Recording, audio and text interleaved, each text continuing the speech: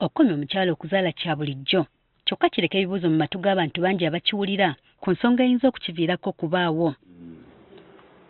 Dr. Badru Matovu okuva ku ddwaliro e Kibuli wamu ne Dr. Musa Ssekikubo okuva ku ddwaliro ekkulu e Mulago nga bano bakugu mu ndwadde z'abakyala n'okuzaalisa batubuulidde nti okumya omukazi okuzaala tekuba kwa mpaka nga kuba kusalawo kwe awatali kuwalirizibwa wadde okumukaka.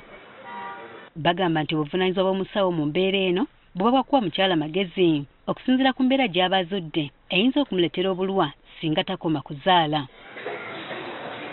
Dr. Matovu agamba nti waliwo ebintu ebiyinza okuteeka obulamu bw'omukyala mu katyabaga naddala okwabika kwa nnabaana ye nga kino kiyinza okuva ku bukosefu obuva mu kulongoosebwa. Naddala nga singa bw'obadde ozaala omwana wo waliwo ebizibu ebibaddewo ne tubaako kye tukola oba mu thiyeta ng'ekizibu ekyo kiyinza okukuviirako nabaana eyo okwabika oba okufuna obuzibu obunene ng'otuusa okuzaala omwana addako, tusobola okugamba munnange wandibadde okomezebwa okukola ki?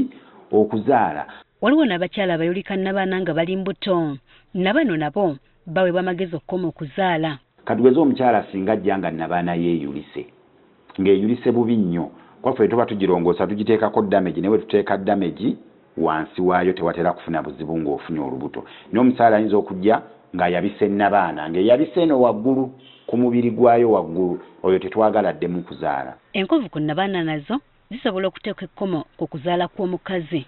Omukyala ayinza okuba ng'alongooseddwa emirundi mingi ng'alina enkovu nnyingi munda omwo.